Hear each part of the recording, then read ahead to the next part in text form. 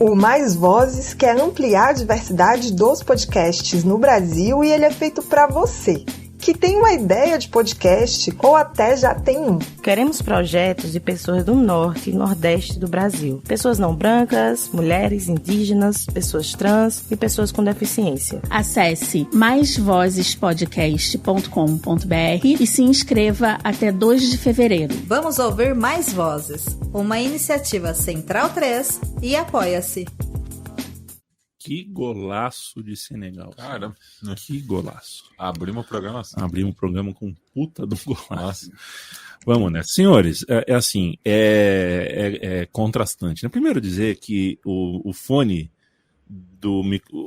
de ouvido da unidade 5, aqui é a unidade 4, na verdade, do estúdio Mané Garrincha. Na verdade é 2, o canal 2. É o canal 2, né? Mas isso aqui é enlouquecedor, cara. O que tá tocando, tem 3 rádios ao mesmo tempo aqui. Eu tô me sentindo na praia do Guarujá, dia 31 de dezembro. Tem 3 músicas tocando ao mesmo tempo. Como é que as pessoas conseguem, né, viver ouvindo 3 músicas ao mesmo tempo? E a gente que é chato de reclamar. Eu, no próximo Réveillon, vou levar uma caixa JBL muito forte. E vou pôr Guns N' Roses. É que tá tendo, viu, Monstro, aqui na TV do estúdio. Senegal acaba de abrir o placar contra a Costa do Marfim. Aqui na TV do meu estúdio também. Eu acho que o Costa do Marfim vai tomar 7 hoje. Hein? Porque era melhor nem classificar. Tá dobrando a aposta.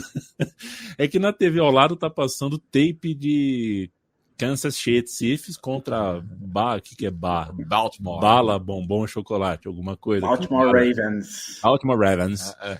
E é muito gritante, né? Você coloca numa TV o futebol e na outra o futebol americano, com todo respeito a quem gosta de NFL, mas é muito gritante, né? A estética, o astral, é outra coisa. Bem-vindo, amigo e amiga, ao podcast Meio Campo. Eu ouvi críticas, inclusive minha namorada, viu, Matias, falou, eu ouvi o podcast e você falou o nome do podcast antigo mais de uma vez. Se eu falar de novo, me corrijam, por favor. Mas vai acontecer, a gente acaba errando aqui na pressa, a gente está falando e pensando no que a gente vai falar daqui para lá na frente. Acontece. Matias Pinto. Diga lá. Eu tô com papéis aqui, para quem o seu filho vem aqui, visita a gente e faz desenhos como esse aqui, né? Quem não tá ao vivo, quem tá só ouvindo o podcast, é frito de futebol, né? Acabou de escrever aqui. Ele inventa jogos e faz o placar dos jogos. Mas tem uma coisa aqui. O Martim pegou um papel, viu, Stein? Dividiu assim, meio a meio. Uma página. Martim, quantos anos ele tem? 8? 8. E outra parte o Matias. Era um jogo de futebol que ele queria montar a escalação. A escalação do Martim. Formação 6-2-2. Matias, você tá criando um pequeno Celso Rotti. Romero, por que será que ele escalou o Romero? Será que é porque ele é São Paulino? Não, porque na zaga tem Gustavo Gomes e Murilo, Rafinha e Davi Luiz nas laterais. Eu cornetei o Davi Luiz de lateral. Piquerez e Ayrton nas alas, André e Pabon no meio campo, Cano e Cavani no ataque. Para quem tá vendo em vídeo, aqui que bonitinho, ó. Essa é a escalação do Martim. A escalação do Matias não tem. O Matias não foi ao jogo. Matias, você abandonou. Não, isso aí foi o jogo. Eu tava editando xadrez verbal, já tava tipo, sabe, aquela reta final. Tá. Aí eu falei pra ele, depois eu faço. Mas foi sexta-feira à noite isso aí. Ele ficou comigo aqui no estúdio, né? Porque geralmente ele fica com a avó materna dele. Perfeito. Só que ela estava num retiro espiritual. É bom. Então eu tive que trazer a criança ao trabalho. Quero mandar um abraço para o Michael Burt, que me escreveu, viu, o Leandro Stein? Ele me escreveu falando que há uma pesquisa, ele pesquisou, acho que foi no IBGE, disse que de 1960 para cá, tivemos 220 registros no Brasil de pessoas chamadas Mauritânia.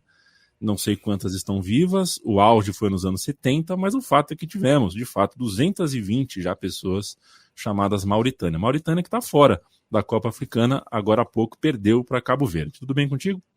Tudo bem. Não, eu ia falar exatamente isso, né? A Mauritânia não deu motivos para a renovação dos nomes aí com essa campanha na Copa Africana, terminando nas oitavas de final.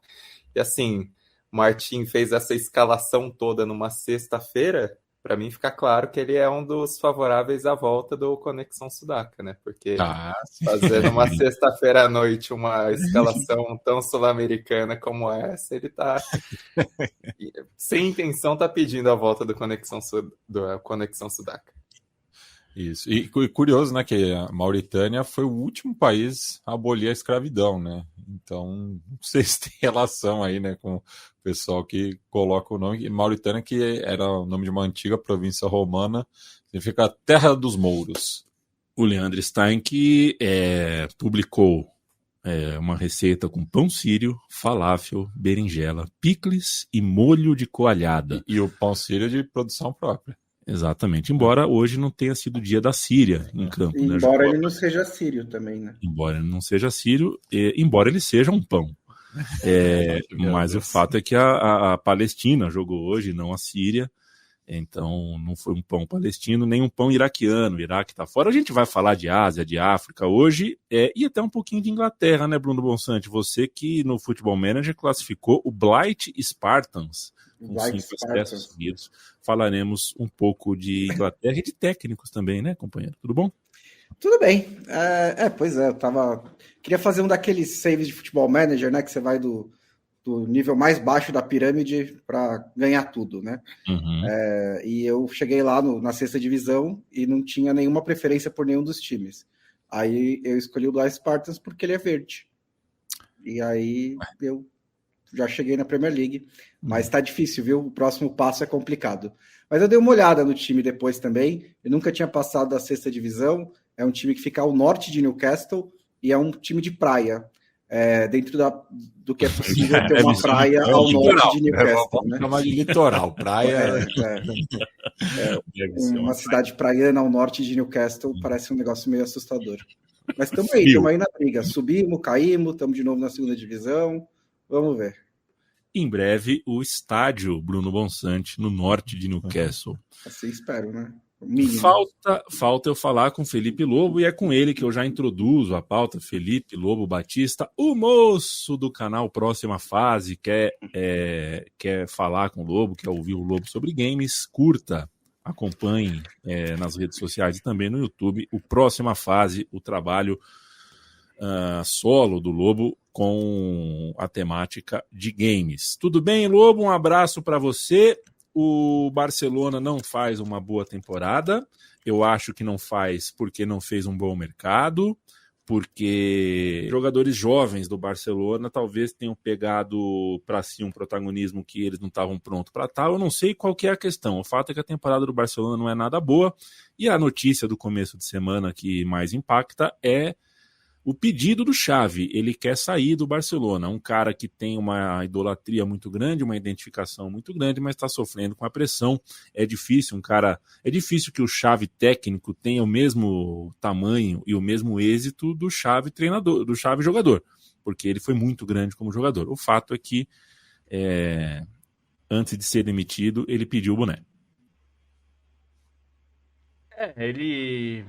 Bom, boa tarde, boa noite, boa madrugada, bom crepúsculo, como diz o nosso Matias, para todo mundo que nos acompanha, para os amigos. Era uma bola um pouco cantada que o Xavi estava nos últimos momentos de Barcelona, porque o time piorou muito, né? Se esperava algo mais para essa temporada. A temporada passada o time teve sucesso, provavelmente pelos motivos que o Xavi não gostaria, né? Não que ele não queira ter uma boa defesa e ser um time sólido defensivamente, mas evidentemente, por tudo que ele já falou na vida que ele defende, o foco nunca foi esse, né? Ele sempre foi um crítico, inclusive, muito voraz do Mourinho e de outros técnicos que já montaram defesas fortes e que muitas vezes têm times que conseguem resultados dessa forma, mas ele conseguiu montar um time que foi bastante sólido na temporada passada em termos defensivos, ganhou a Liga, mas se esperava algo um pouco melhor para essa temporada. Isso não aconteceu. O time joga mal constantemente, consegue resultados porque é o Barcelona, é um time mais forte do que o resto da Liga em média, mas não é um time que consegue controlar os jogos como se esperava, como o Xavi me parece ter a ideia, né, de um jogo mais de toque de bola e de controlar. O tic-tac não dá para falar exatamente, porque tic-tac virou uma coisa meio, né, mas enfim, um controle de jogo com posse de bola, isso o Xavi sempre defendeu. Isso eles não conseguem fazer, muito pelo contrário, né, acho que o jogo do fim de semana que acabou motivando a fala do Xavi, né, uma derrota dura para o Villarreal em casa, num jogo que tomou a virada, né, acaba perdendo por 5-3 ali, um jogo maluco e tal. E acho que o Xavi já estava chegando num ponto que já se discutia se não seria melhor mandar ele embora, né? E ele, durante essa passagem, desde que ele voltou, né, ao clube agora como técnico, ele falava que se ele achasse que estivesse atrapalhando, ele sairia. Eu não diria que ele está atrapalhando, porque eu não acho que o problema do Barcelona é o técnico e apenas isso. Acho que ele é parte do problema, mas está longe de ser o único problema. Se viesse um técnico de elite, eu acho que não resolveria todos os problemas. Ajudaria, mas não resolve tudo. E essa é uma questão que o Barcelona vai ter que lidar. E parece... É uma loucura pensar que o Xavi anunciou, né, que vai sair ao final da temporada, no dia seguinte que o Klopp fez o mesmo no Liverpool, e agora surgem especulações, até já se fala se o Arteta vai ficar no Arsenal, tem uma conversa que talvez ele deixe o Arsenal no final da temporada, o que...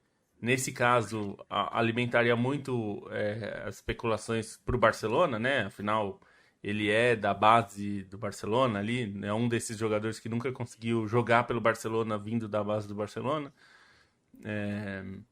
Enfim, mostra um pouco aquilo que a gente falou na sexta. Existe um desgaste muito grande, né, nesse nível de futebol, um desgaste mental muito forte, uma pressão muito grande. Me parece que o Xavi já estava um pouco no limite, assim, entre ser demitido e pedir para sair. E aí ele pede para sair, vai deixar o clube. O Barcelona vai precisar procurar um novo técnico, mas, de novo, mesmo que viesse um técnico... Não vai acontecer, tá? Mas mesmo que viesse, por exemplo, um Klopp, que é hoje notadamente um técnico de elite, não resolveria tudo. Não mudaria tudo da água para o vinho na temporada que vem se tivesse um técnico desse nível. Não vai ter, provavelmente, porque esse mercado de técnicos não tem tantos nomes com esse nível disponíveis. Mas, claro, vai trazer alguém diferente e o Barcelona vai precisar pensar, primeiro, estratégias de contratações, que às vezes a estratégia tem sido fraca, o time contrata normalmente muito mal, gasta bastante, muito mais do que deveria, então não consegue ter uma estratégia clara. É muito louco pensar isso, mas hoje o Real Madrid é um time que você sabe como contrata. Tem um plano de transição, a gente já falou aqui desde a época que tinha Casemiro, Kroos e Modric, como eles já foram contratando para substituir, e o Barcelona é quem contrata por nome, contrata o jogador... Contratou o Gundogan porque o Gundogan tem nome, mas não exatamente porque tinha pensado ali uma estratégia para ele. O Lewandowski contratou porque o Lewandowski quis ir para lá e eles não quiseram perder. Então não é exatamente uma estratégia, né? É meio ao Deus dará, seja o que Deus quiser. Quem aparecer a gente contrata. E desse jeito pode sair o Xavi, que o ano que vem, na temporada que vem, vai estar com o mesmo problema, né? Então tem que ver isso também. Esse é um ponto importante de enfatizar mesmo, Lobo, que porque também eu tenho uma narrativa de que o Xavi fez muito com pouco, né? E eu acho que isso não é verdade. O Barcelona gastou, né? O Barcelona fez toda uma operação bem o melhor jogador do mundo, né? O eleito melhor jogador do mundo. Exatamente, né? Fez toda uma operação para acionar as alavancas financeiras lá, para investiu pesado, né? E mesmo se tem muitos jogadores que vieram sem taxa de transferência, são jogadores que receberam altas luvas e salários altos, né? Como o Lewandowski, como o Gundogan, levou o Kessié, levou o Marcos Alonso, levou um monte de jogador de calibre, né? E você pode discutir se acertou as contratações ou não, na maioria delas, e acho realmente que algumas não deram certo. mas houve recursos para o Xavi trabalhar, né? Não é um time acho que, por exemplo, o Ronald Koeman teve um Barcelona muito mais modesto em mãos do que o Xavi teve nesses 2 anos. Eu acho que ele não é o problema principal, mas ele também não tem apresentado muitas soluções. O trabalho dele parece regredir, né? Acho que esse é uma régua importante, assim, quando você está avaliando se o técnico vai sair ou não, assim. O trabalho está subindo ou está descendo, né?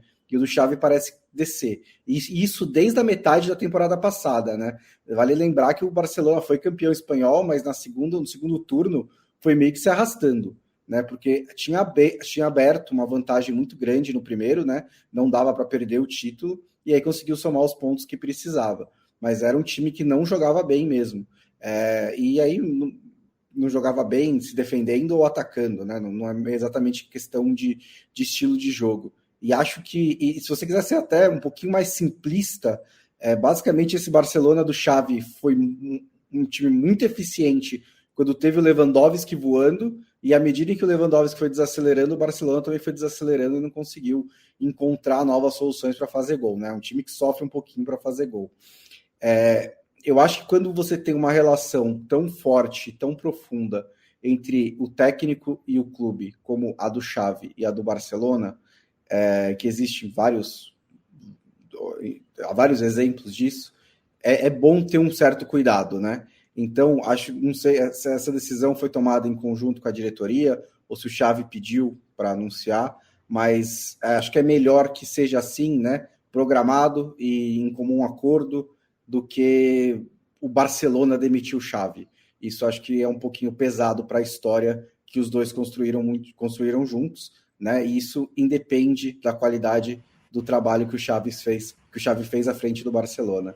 E só para terminar, o Arteta desmentiu, né, categoricamente a especulação, que saiu dos jornais espanhóis, né?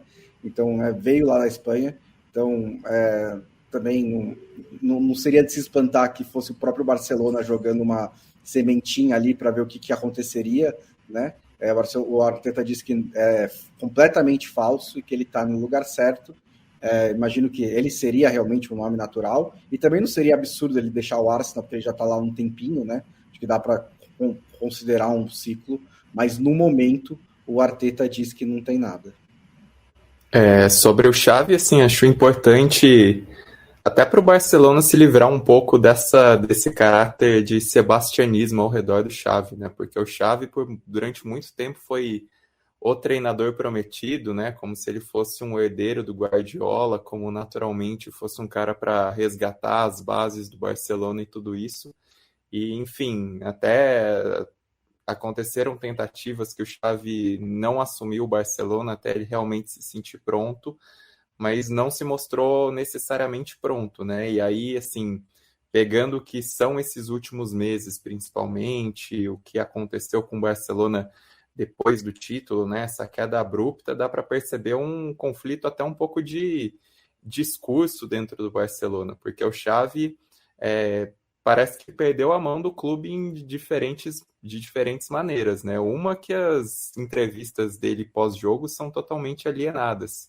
Muitas vezes ele não reconhece o que aconteceu em campo e isso gera um tanto de ruído ao redor do Barcelona. Outro ponto é a própria relação dele com a direção, né? E ele foi perdendo o poder a partir da saída de nomes importantes da direção do Barcelona na temporada passada. A relação dele com o Deco, embora ele diga que seja boa, não parece necessariamente ter uma sintonia tão grande em relação a essa elaboração do elenco, né? E como o Lobo bem falou, o Barcelona muitas vezes não demonstra uma linha de trabalho.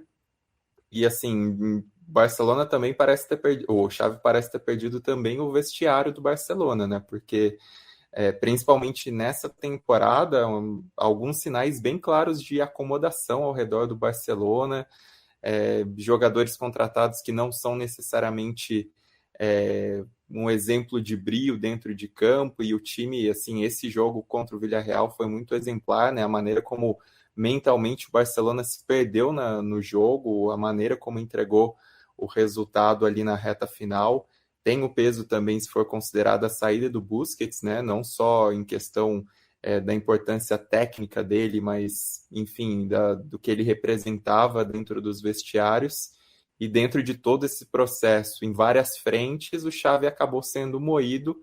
E aí acho que é o ponto principal desse anúncio da saída dele, que foi repentina, né? Foi, assim, li algumas matérias no Guardian, no The Athletic, enfim, que diziam que ele não tinha conversado antes com os jogadores, que também foi algo meio repentino com a diretoria, e que ele enfatizou a própria maneira como o ambiente do Barcelona é um ambiente que exige muito, que é um ambiente tóxico, que é um ambiente, enfim, que tem essa mania de grandeza toda ao redor do Barcelona, e que o Xavi, embora seja um cara que suscite isso, ele não está isento das críticas quando não se nota, né? Pelo contrário, ele acabou sendo muito cobrado também pelo comportamento dele, também pela inaptidão em alguns sentidos, mas o fato é que o Barcelona evoluiu nesse tempo, né? O que era um time de uma defesa muito sólida na temporada passada virou uma água nessa temporada, e que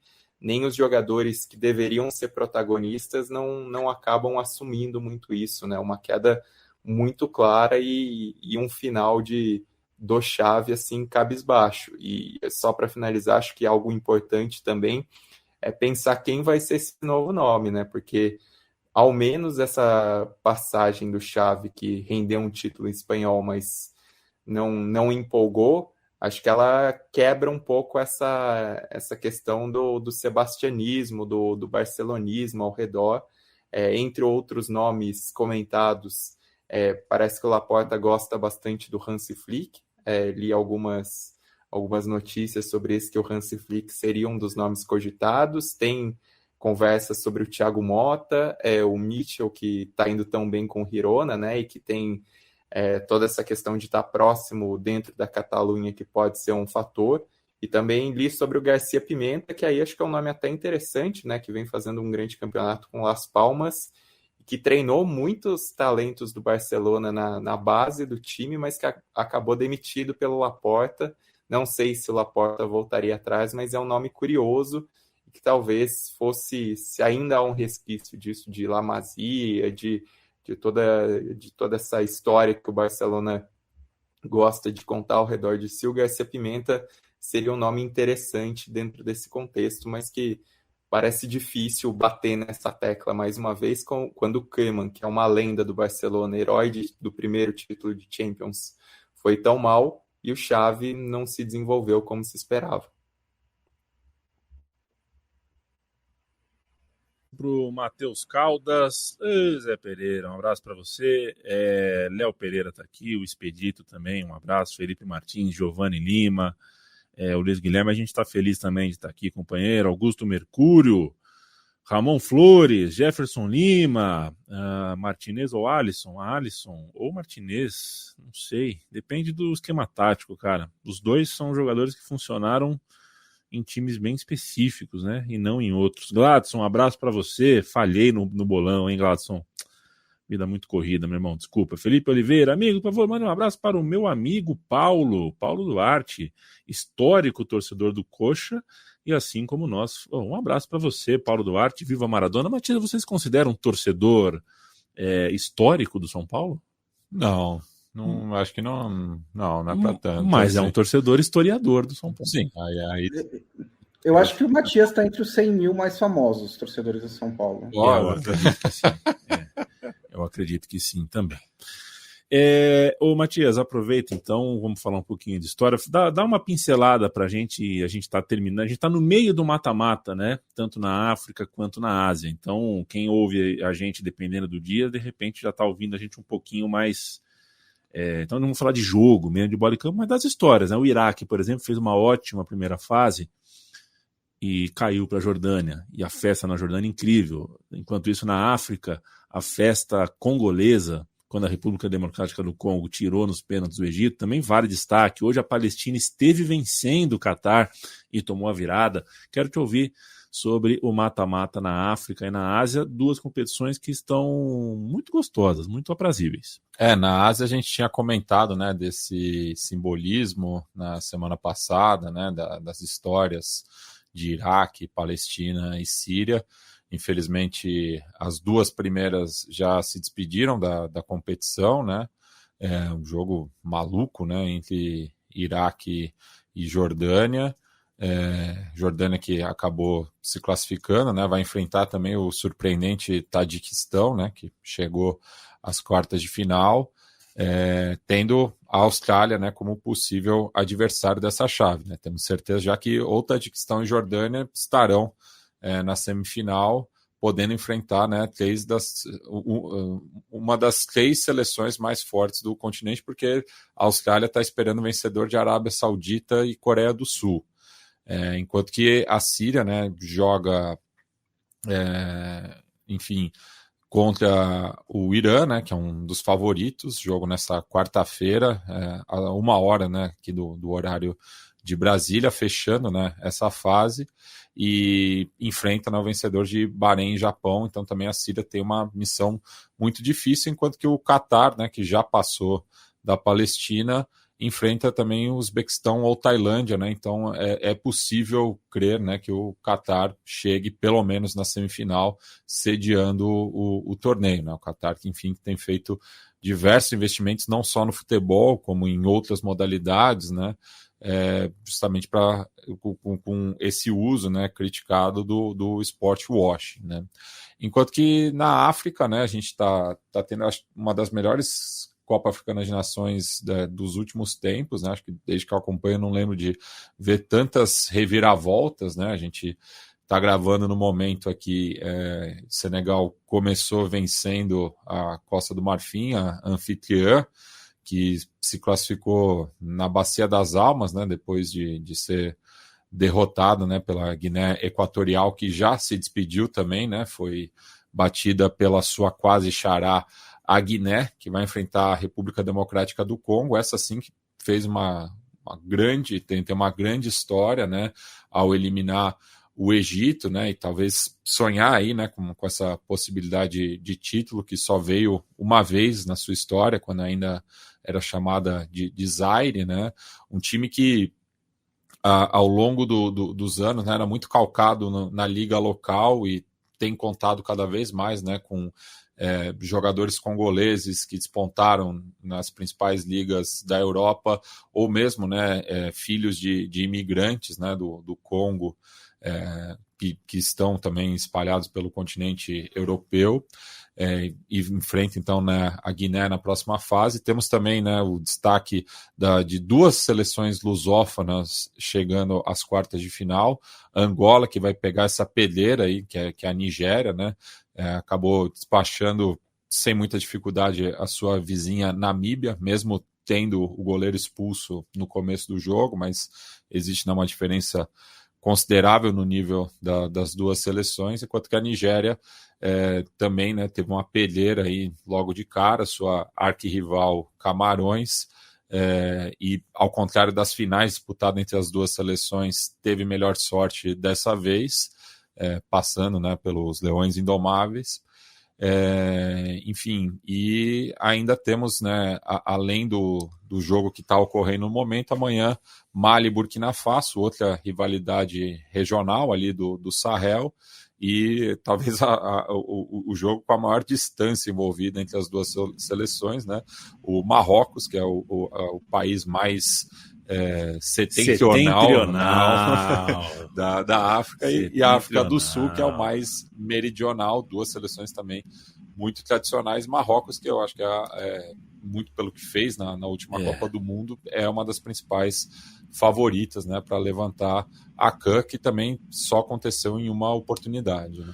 Ô, Bruno Bonsante, você já sabe por que na Discovery jacaré é alligator? Eu não sei se eu entendi a pergunta. Quando você eu sei. Quando você assiste os programas na natureza, na Discovery, a tradução de jacaré, eles falam o alligator, eles chegam, nunca é jacaré. Eu não sei. Eu não vejo esses programas, então por isso que eu não entendi, mas eu não sei. Vamos deixar o Matias responder, porque ele sabe. Você é anti-natureza? Eu sou. Como todo mundo que mora no planeta Terra, né? A gente está destruindo a natureza, pouco a pouco. Então. Crítica. Eu só quero me enturmar. Crítica eloquente de Bruno Bonsante. Diga lá, Matias, por quê? É uma derivação de El Lagarto. Quando os espanhóis chegaram à Flórida, viram, né, aquele bicho e chama El Lagarto virou alligator. E daí, a Universidade da Flórida tem como mascote o alligator e o Departamento de Química desenvolveu uma bebida isotônica chamada Gatorade. Perfeito. Mas onde é que o dublador do Discovery entra nessa história? Não, aí eu não sei. Aí a gente discute num outro momento. Não, só queria aproveitar para fazer uma adiçãozinha sobre Copa da Ásia e Copa Africana. Na Copa da Ásia, acho que algo legal da Jordânia para se destacar é a presença de um treinador africano fazendo sucesso, né? Que é o Hussein Amouta, que é marroquino, que, enfim, chegou a treinar a seleção de Marrocos que disputa a CHAN, né? Aquela seleção que é só com os jogadores locais, e que foi exatamente o substituto do Walid Regragui no Wydad Casablanca. Então tem esse link legal entre a boa campanha da Jordânia e que Marrocos faz durante esse tempo todo, né? Ele chegou a ganhar a Champions Africana à frente do Wydad Casablanca, ganhou o campeonato marroquino, então tem toda essa influência. A Jordânia que, enfim, ganhou do Iraque numa atuação boa, e assim, até convido para prestarem atenção no Altamari, que é um jogador camisa 10 do Montpellier, que tem feito uma grande Copa da Ásia pela Jordânia, embora a arbitragem, que na Copa da Ásia tem sido bem ruim, assim, em vários jogos tem sido ruim, prejudicou o Iraque de uma maneira inacreditável, né? Expulsou o Ayman Hussein, que é o artilheiro da competição, por uma comemoração em que ele fez um gesto igual ao que os jordanianos tinham feito no primeiro tempo. Foi uma das expulsões mais absurdas assim dos últimos tempos e que influenciou demais o desdobramento do jogo, né? Facilitou a virada da Jordânia, apesar de todo o caráter heróico da Jordânia nesse resultado.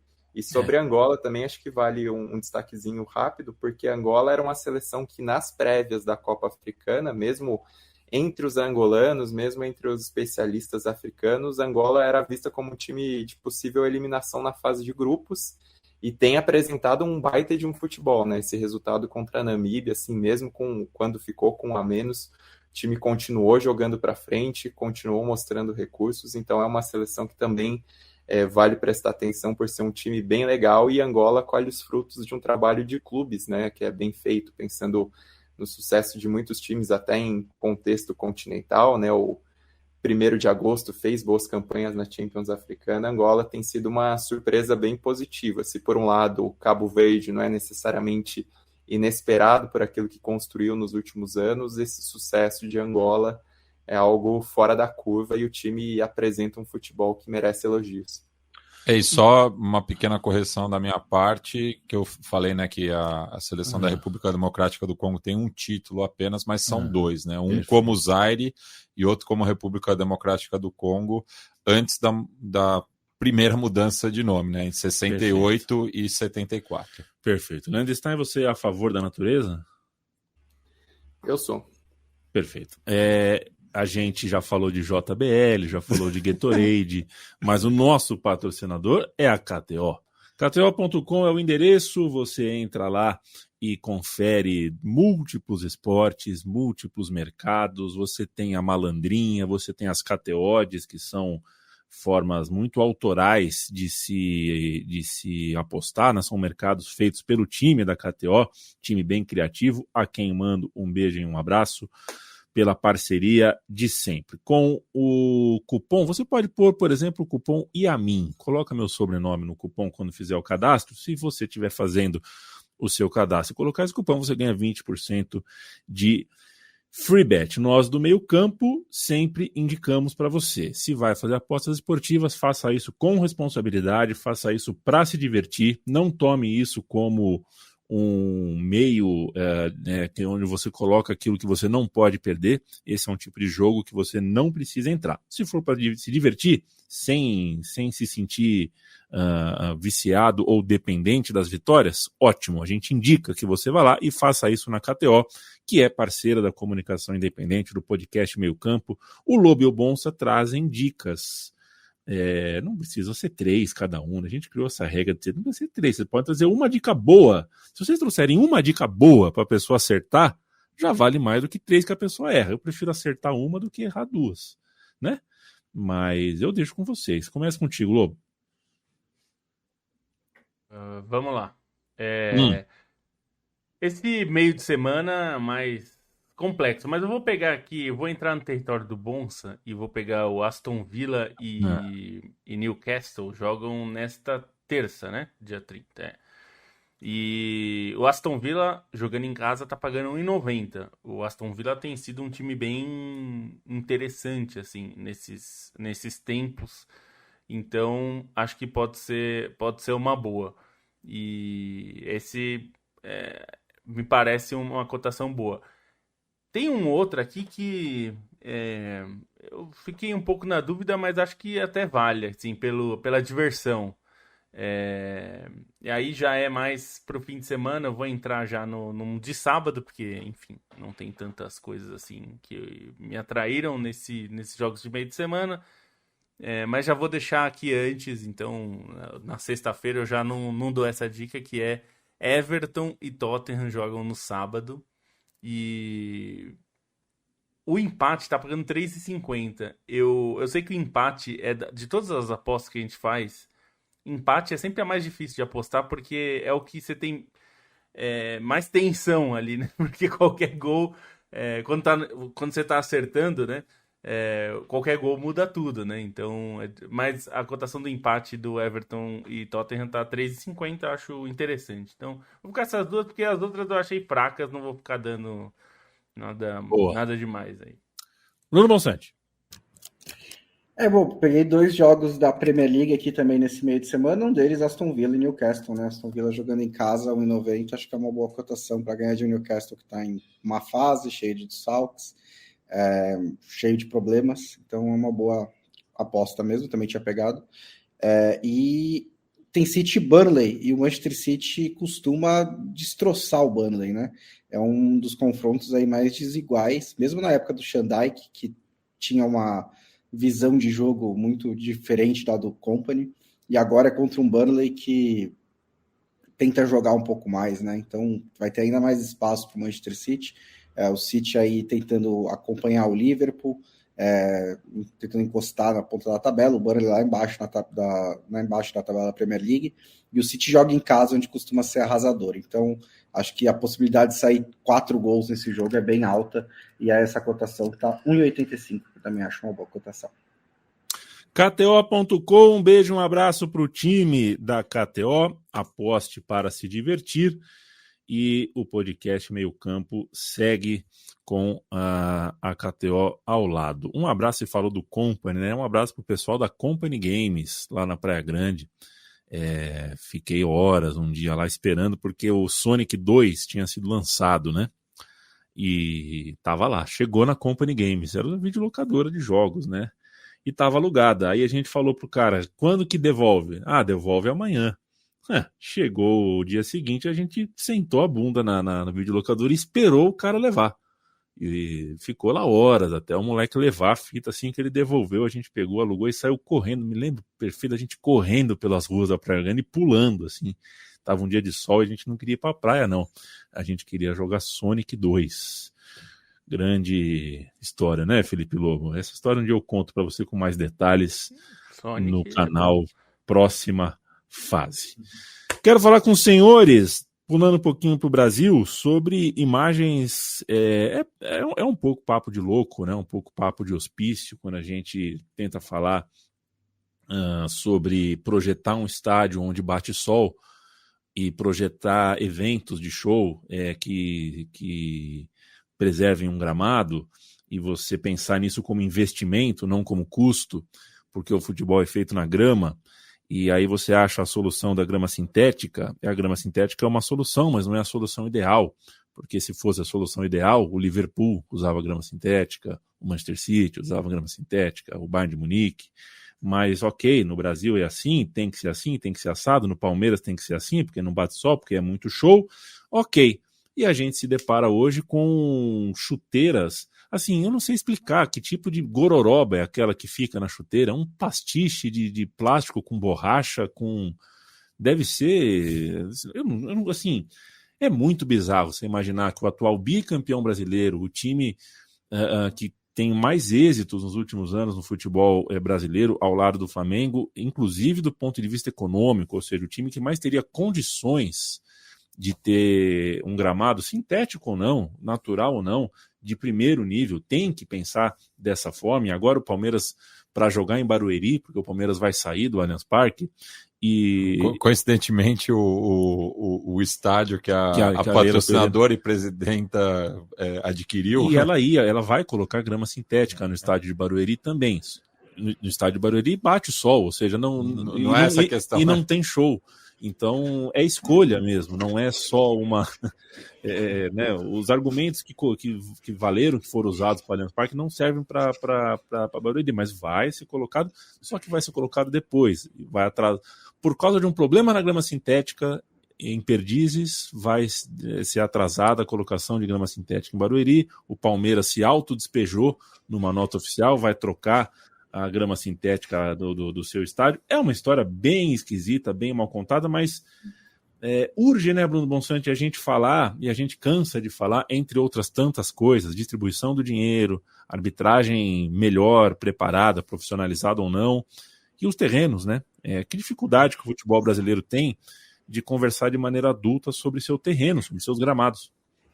Esse é um dos pontos que a gente costuma falar também, entre vários outros, quando a gente discute, né, o excesso de jogos do calendário, né? Porque esse excesso de jogos também ele prejudica o gramado. É difícil você manter o gramado quando você tem tantos jogos assim. Só que isso não é exatamente o caso do Palmeiras, porque, né, todos os clubes brasileiros têm exatamente o mesmo tanto de jogos. O problema é que o Palmeiras, assim, você falou do Liverpool, de outros estádios que não usam grama sintética. Eu não consigo imaginar, eu não fiz essa pesquisa, mas eu não consigo imaginar que tenha outro estádio no mundo que tenha tido uma agenda de shows tão lotada quanto o Allianz Parque no final do ano passado, né? Simplesmente porque eu acho que não cabe. Era coisa de 3, 4, 5 shows por semana. Tinha show que eu nem tinha ouvido falar quem que ia tocar. Não vai ofender os fãs, hein? Eu não citei ninguém. Que não citou ninguém. Não citei ninguém. Pode ser qualquer coisa. E a questão é que assim, a empresa que faz, né, a agenda de shows, às vezes vai ter que fazer manutenção do gramado. Então acho que a questão não é nem você cobrar mais manutenção, como o Palmeiras está fazendo, mas não dá para destruir o gramado e depois fazer uma manutenção. Eu acho que o gramado sintético, beleza, ele é mais resistente, que seja, mas foi não falar em excesso ou abuso, porque, sei lá, não precisa ter um limite de shows, mas foi uma agenda muito lotada no final do ano passado, e eu acho natural que o gramado esteja sofrendo essas repercussões, né? Agora, a questão é que acho que a questão importante aí é essa relação entre o Palmeiras e a empresa que gere a Arena, que não é a primeira vez que houve atrito, e que foi um ônus do acordo que o Palmeiras fez, um acordo que, no geral, foi favorável ao clube, quando ele construiu um novo estádio, né? É o ônus de não ter total controle sobre a própria casa. Então, essas coisas acabam acontecendo. Tá muito claro para mim que essa decisão de ir para a Arena Barueri, além de conveniente para a presidenta, é um jeito de pressionar, né, a Real Arenas para fazer logo uma manutenção do gramado, tentar trocar o gramado, ou, sei lá, melhorar significativamente o gramado. Só que acho realmente que não se fizessem 5 shows por semana, além de jogos de futebol, em cima de concreto, é capaz do concreto também ser destruído, porque não tem condições. Eu moro aqui do lado do estádio e, de fato, no fim do ano passado, principalmente, o número de eventos, né? Não muitos shows, mas também tem festival. Esse fim de semana no sábado teve o Carnaval, né? Um pré-carnaval ali. e no sábado com jogo no domingo. Então, praticamente não deu tempo ali de fazer qualquer coisa, a não ser desmontar o estádio. Enfim, é uma questão pro Palmeiras e eu acho que é uma questão do futebol brasileiro, mais do que o Palmeiras especificamente. A gente já falou bastante, porque é uma conversa, nem a minha. Você falou bem esse negócio do sol e não sei o que do sol. A gente tá falando do sol, a gente já falou isso aqui também, mas falar do sol no Brasil, né? Quer dizer, eu entendo os estádios das Ilhas Faroe não terem sol suficiente e ter que ser gramado sintético. Estádio, sei lá, da Dinamarca, que tem períodos muito longos, e mesmo assim, em regiões bastante complexas em termos de exposição ao sol, como no norte da Alemanha, existe tecnologia para isso, né? Enfim, então acho que, na verdade, a gente ouve isso daí sabendo que é uma mentira, né? Assim como a gente ouve aquela coisa o cara tá indo para a Arábia ou para a MLS por causa do projeto, a gente sabe que é mentira. Quando o cara fala que vai colocar grama sintética no Brasil por causa do sol, a gente sabe que é mentira. A questão é recuperar dos shows mais rápido. E aí tem uma questão também. Na Europa, é mais comum que os shows, esses grandes shows, aconteçam mais no verão europeu, quando não tá tendo jogo direto nos estádios, né? Os shows. Claro, isso não é uma regra, não é que não tem show no resto do ano, mas ele é mais reduzido, né? E claro que tem questões muito particulares do Brasil, fazer um estádio é algo muito caro, então o acordo que o Palmeiras conseguiu é um acordo bom, porque você, enfim, conseguiu construir um estádio é realmente algo muito difícil de se fazer, com grana e tal, mas também é tudo essa questão, assim, acho que falta um pouco de transparência, de honestidade até, nos clubes brasileiros, todos eles, e vai ter mais passando por isso. Talvez o São Paulo passe por isso no futuro, porque já está se falando de um projeto com a W Torre, vai saber se a W Torre e o São Paulo fechou o contrato com não sei quantas mil shows para os próximos anos. Esse é um tipo de conversa que vira e mexe aparece. Eu acho que só precisa ser mais honesto da parte de quem está gerindo, de falar, olha, a recuperação do gramado é melhor. E a gente precisa dos shows para dar vazão aqui, para fazer valer o investimento, né? Porque no fim é isso, e assim como acontece em outras áreas, tipo asfalto, não sei porque que o asfalto brasileiro, aqui em São Paulo especificamente, o asfalto é tão ruim, né, Amin? Os caras recapeiam, tem rua que acabou de ser recapeada e já tá com buraco, ou então aquelas ondulações que parece ter uma lombada. Então assim, os caras compram uns asfaltos de meia tigela, assim, né? E me parece que os gramados aqui são tratados assim. No fim, o cara compra a coisa mais picareta possível, mais barata para economizar, ou então, né, para outras coisas que a gente nem vai falar. E aí nunca se resolve, né? A gente não resolve problemas, a gente cria novos problemas, né? E eu sugiro que você, amigo e amiga, joguem no Google Estádio Olímpico de Tóquio e percebam uma parte do teto do estádio. Uma parte do teto é translúcida. Sabem por quê? Pois para o sol bater. É o percurso que o sol faz. De toda essa história de grama e Allianz Parque, eu gosto sempre de falar, de pedir algo que nunca foi revelado para a gente. O nome dos projetistas, os nomes de quem projetou o estádio, porque é um estádio caríssimo, um estádio que custou mais de R$500 bilhão e ninguém pensou num jeito do sol bater na grama. Pode parecer pouco, mas essas pessoas ganharam muito, muito dinheiro. É um tipo de pensamento que deveria ser lógico, e ninguém que projetou o estádio do Palmeiras pensou nisso. Só para lembrar outra coisa, viu, Amin? Outro estádio que o custo foi bastante discutido durante a época pós-Copa foi o da Juventus, né, em Turim. Turim, que é uma cidade na beira dos Alpes, né? Quer dizer, é uma cidade que tem frio pra caramba, tem muitas noites, tardes escuras, né? Os dias são mais curtos em alguns momentos do ano. E lá o gramado é natural e você vê, para quem assiste campeonato italiano, vê o gramado da Juventus é ótimo. O estádio da Juventus tem um gramado excelente. Por coincidência, chama Allianz Stadium o estádio. Também. Leandro Stein, quero falar um pouquinho contigo de futebol inglês. A gente teve uma rodada de Copas, né? E tem a magia, né? A Copa tem uma magia em qualquer lugar, ainda mais na Inglaterra.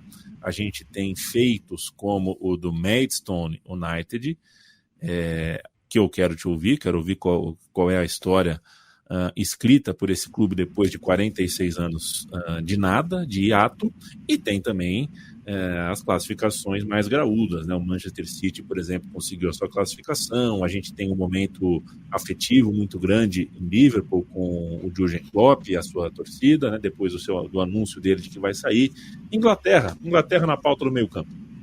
Bom, a grande história é essa classificação, né, do Maidstone United, porque é uma história tão típica das Copas, né? Aquela história que a gente espera de um clube que tem mais de 120 anos, que é um clube que chegou a disputar quarta divisão do campeonato inglês, mas também é um clube que passou por falências, passou por bancarrota, precisou se reconstruir, e na sexta divisão conseguiu desafiar o Ipswich Town, né, que é um clube tradicional que vem de um acesso, que está brigando pelo acesso à Premier League nessa temporada. Até acompanhei alguns jogos na Championship, e eles têm apresentado um futebol ofensivo, até inesperado para uma equipe que acabou de subir. E assim, nesse jogo entre um clube que é histórico como o Ipswich, né, que já foi campeão inglês, que revelou 2 dos maiores técnicos da história da Inglaterra, e um pequenino como o Maidstone,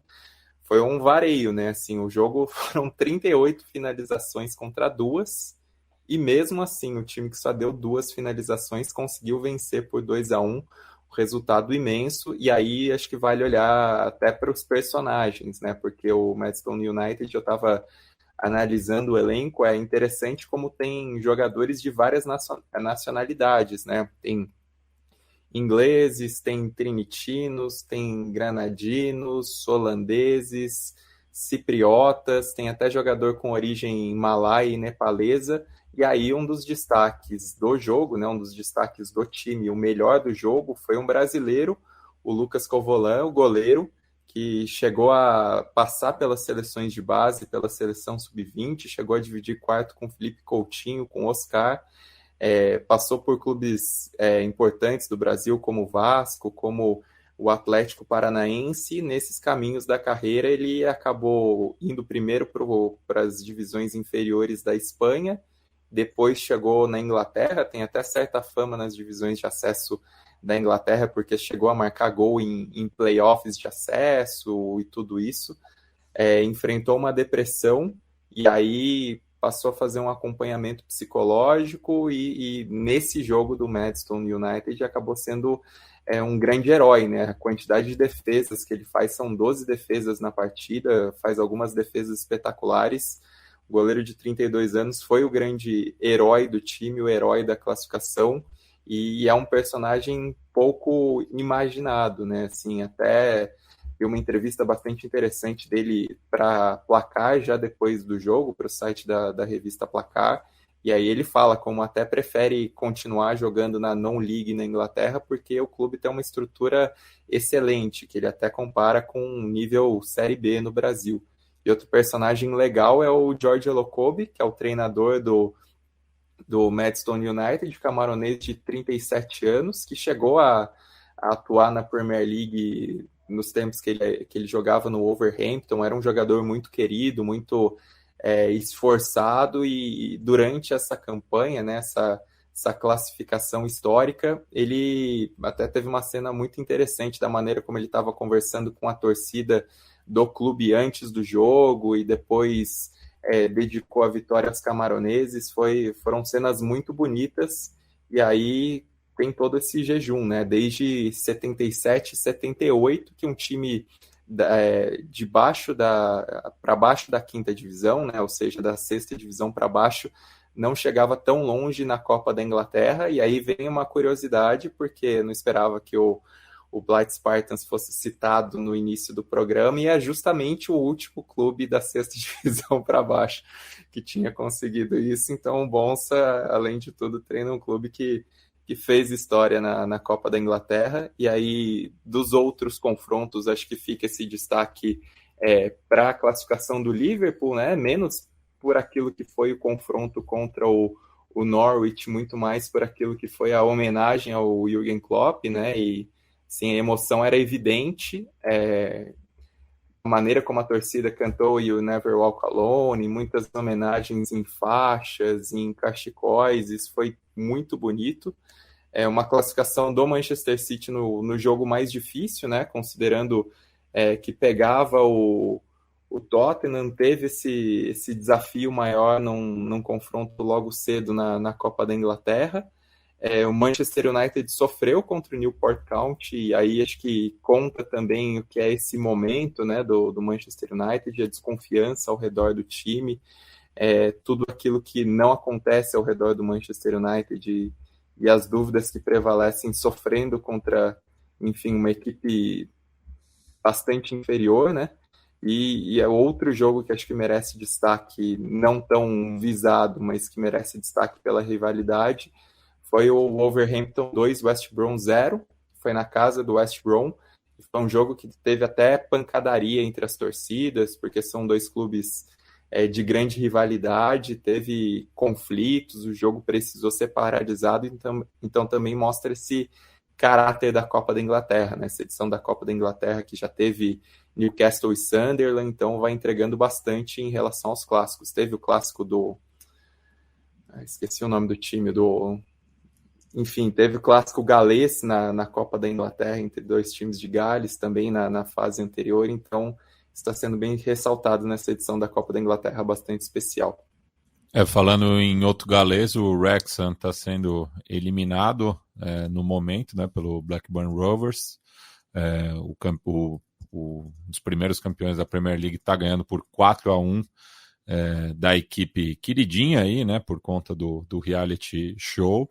E falando em outro programa de TV, né, em relação ao treinador do Maidstone, o George Elokobi, ele participou das filmagens do Ted Lasso como um dos oponentes, né, porque o Kassali Kassal, um ex-jogador de futebol de origem nigeriana, foi contratado, né, para dirigir, né, as cenas dos jogos na série, e ele contactou outros jogadores que estavam em final de carreira ou que já tinham se aposentado, e o Elokobi foi um deles, né, um pouco antes de assumir o Maidstone, que foi o último clube da sua carreira como jogador. O podcast Meio Campo chega em sua reta final. Um abraço, Jonathan Lucas, Renan Silva. Meu medo é que a W Torre faça o mesmo com o Morumbi. Alguém aqui, acho que foi o Leonardo, escreveu, né? Lama sintética. É aquela gororoba nas chuteiras, é uma lama sintética. Muito boa definição. Heitor Gomes, um abraço para você. Nico Rodrigues, em BH. Ele lembra que em BH teve Roger Waters no Mineirão versus Paul McCartney no MRV Arena. E teve Paul McCartney no Clube do Choro, né? Puta que pariu, hein, Bruno Monsanto? Você imagina chegar o e-mail para você para ver um show do Paul McCartney? Eu sei. Pessoas sem celular. Eu queria morar em Brasília. Né? Muito bom, realmente muito bom. A gente, sempre lembrando, agora é segunda e sexta que a gente tem os nossos episódios ao vivo, não mais segunda e quinta. Sexta às 14 horas. Sexta às 14 horas, e ao longo da semana você vai se habituando com, aos pouquinhos, a gente entrando aí no seu dia a dia, voltando a conversar de bola com vocês. Nessa reta final, eu me despeço de Felipe Lobo pedindo uma pílula de futebol italiano. Beijo para você. Um beijo, e a Inter de Lautaro e Inzaghi continua muito bem, né, dando as cartas no campeonato italiano, assumiu a liderança com um ponto a mais e um jogo a menos, então está numa situação muito confortável também, porque a Juventus empatou, né, no fim de semana jogando em casa, o Milan também empatou jogando em casa, o Napoli acabou com a sequência de vitórias da Lazio com um empate que não foi muito agradável, um 0-0. Enfim, o campeonato italiano, a Inter parece o único time dos times da ponta ali que parece ter força de novo, né, para brigar mais na Champions. É um time muito consistente, né, muito forte defensivamente, mas que tem ido bem no ataque também, especialmente por causa do Lautaro, né? Então, acho que é um time dos interessantes. E acho que vale o destaque para a Atalanta, que tem feito uma boa campanha de novo na Série A. Também voltando um pouco ao encaixe que tinha conseguido antes, com algumas diferenças. Não é um time mais tão ofensivo no sentido de ser dominante nos adversários, ela consegue ser um pouquinho mais equilibrado, né? Até por mudanças nos jogadores, mas continua sendo um time muito bom. É o trabalho da vida do Gasperini, né? Que conseguiu se recuperar depois de, né, tantos problemas, está vivendo esses anos aí na Atalanta, fazendo bastante história. E o De Rossi na Roma, né? Eu ainda me surpreendo quando eu vejo a Roma jogando com o De Rossi no banco, né? Ali comandando o time. Ainda é um pouco estranho, mas enfim, é a chance dele. Vamos ver, até começou bem. Vamos ver se consegue manter aí. Mas por enquanto, tudo indica que a Inter vai recuperar o título na Itália. Vai ser muito difícil para os adversários se continuarem jogando como estão, né? Valeu, Felipe Lobo. Bruno Bonsante, no começo do episódio falei de Futebol Manager com você. Devo dizer que o sonho da minha vida, o maior sonho da minha vida hoje é Brasil e Espanha numa final de Copa, né? E calhou no meu Futebol Manager em 2030, Copa do Mundo na Espanha, inclusive, né? Deu Espanha e Brasil nas quartas de final. E eu pus o Vini Júnior, que eu queria o Vini Júnior fazer. Imagina, o Vini Júnior ganhando da Espanha, gol do Vini Júnior na Espanha, na Copa. 1-0 para a Espanha, gol do Dani Olmo. Um abraço para você. Um abraço. Às vezes o Futebol Manager é muito cruel, né? Então, mas tem. Eu acho que a gente falou um pouco do Barcelona no começo da temporada, mas vale dar um destaque para o Girona também, né? Que segue na toada ali, que eu jurava que uma hora ia parar, mas continua acompanhando o Real Madrid na briga pelo título, que é um negócio meio louco de você imaginar, né? Mas tá ali, um ponto à frente, né? Com um jogo a mais. Então tá na briga, depois de 22 jogos, que é mais de metade do campeonato. Um trabalho assim excepcional, uma temporada fantástica do Girona. O Real Madrid ainda é favorito para conquistar o título, eu diria, mas só o fato de estar acompanhando já é muita coisa para o Girona. Até a próxima. Glória a Deus. Grande abraço, Leandro Stein. Eu não sabia que o Füllkrug batia tão bem pênalti. Um dos pênaltis mais bonitos que eu vi nesse fim de semana. Beijo para você. Beijo, muita tranquilidade para cobrar, né? E estou interessado nesse Dortmund, não só pela maneira como tem emendado os resultados, ainda que tenha tido dificuldades nesse jogo, mas até pensando na nova comissão técnica, né? Que chegou o Sarrin, chegou o Sven Bender, alguns antigos ídolos agora compondo a comissão técnica do Dortmund. Acho que pode ser interessante para ver essa relação interna. E uma correção não, mas o nome do clássico que eu esqueci foi exatamente o Wrexham contra o Shrewsbury Town, que rolou na fase anterior da Copa da Inglaterra, acabou passando essa. Valeu, gente, até sexta-feira. Matias Pinto, estamos conversados, meu camarada, vestido de Bangu. Um abraço para você. Um abraço e até sexta-feira, 14 horas, ao vivo aqui, direto do estúdio Mané Garrincha, ali no fundo.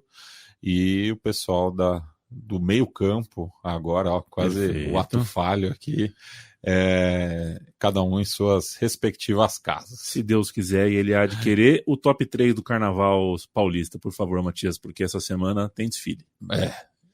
Não, semana que vem. Semana que vem, perdão. Semana que vem. Eu acho que Mocidade sempre vem forte, Vem né? forte. Rosas e vai-vai. Rosas e vai-vai. O vai-vai, senhoras e senhores. Meu Deus.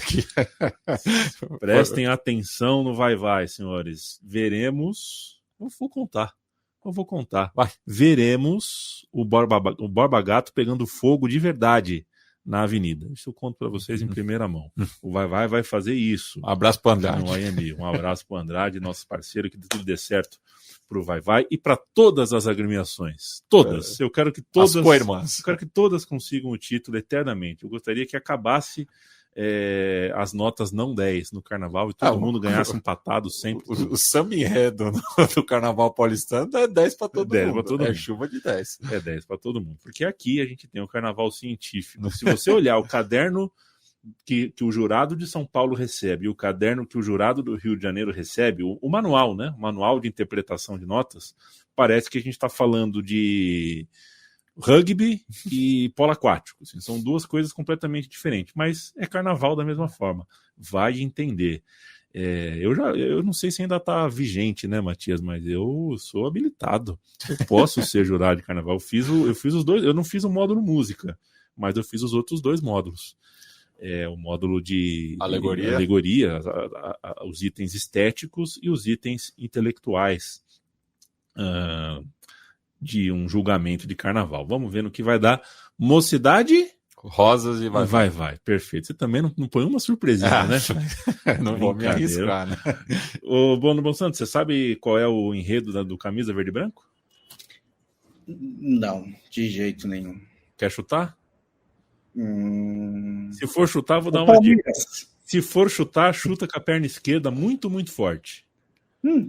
Roberto Carlos? Quase, Adriano Imperador. Adriano Imperador, ok. Vamos fazer o Didico. Foi uma dica, foi um chute válido, vai. Foi um chute válido. Didico vai cair pro AMB para desfilar com o Camisa. Vai ser bonito de ver também. Gente, é um grande prazer ter a alegria de você, ter a companhia de vocês. Pra gente é uma alegria.